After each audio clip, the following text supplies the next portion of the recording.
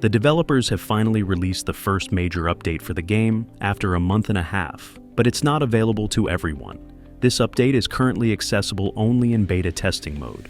To participate in the beta, you'll need to opt in. The developers have provided a brief guide, and the link is in the description of this video.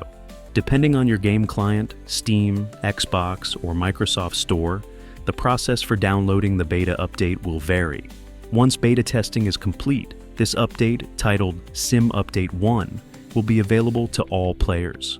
The latest update for Microsoft Flight Simulator includes several stability improvements, such as fixes for rare crashes and optimizations for memory usage and WASM gauges.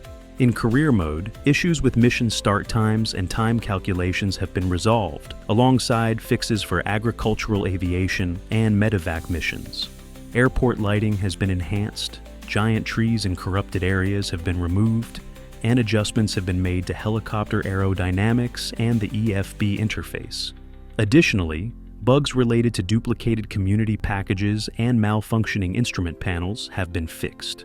The full list of changes is available on the official website. However, changelogs often lack details, so I decided to verify the updates myself.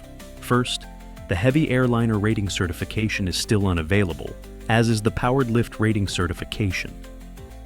Medium cargo planes remain unavailable for purchase in cargo companies. The developers also noted that marketplace plane purchases will only be available in the full release. The marketplace is currently inaccessible in this beta update. Another issue remains unresolved. There's still no clear indication of damaged planes or helicopters. For example, if one of your companies owns multiple planes and helicopters, and one of them is damaged, the game will show a warning next to the company. However, when you open the company, you'll need to manually check each plane and helicopter to find the one that's damaged. On the positive side, the developers have improved how prices are displayed. Prices now include separators for better readability. It only took 2 months to fix this. And it's still not possible to sort the mission list by price or type, but who cares, right? VIP missions linked to my favorite plane, the Cessna Citation CJ4, have returned to the map, but of course, not without issues. Let's open a mission to see what's going on.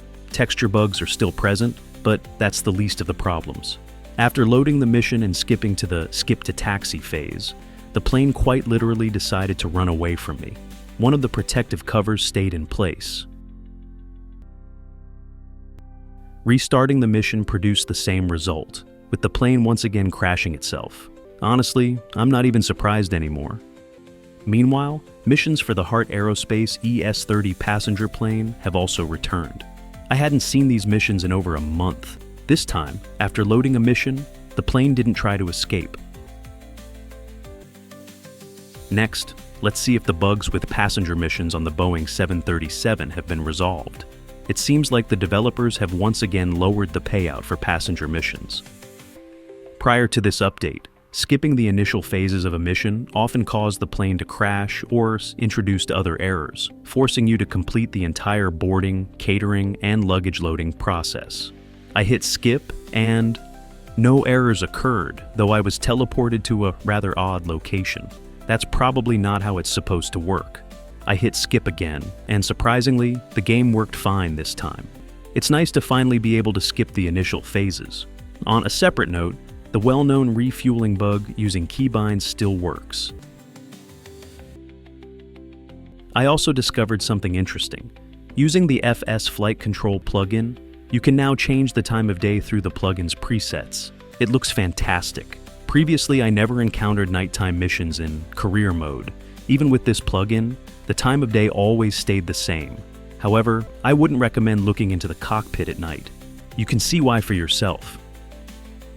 That's everything I've managed to test after the release of this update. Keep in mind, this update is only available in beta testing mode. The main game client will be updated later, though the exact release date for Sim Update 1 has yet to be announced. The developers will continue fixing bugs in the beta version before rolling it out to everyone. Subscribe to the channel to stay updated on the latest news and updates.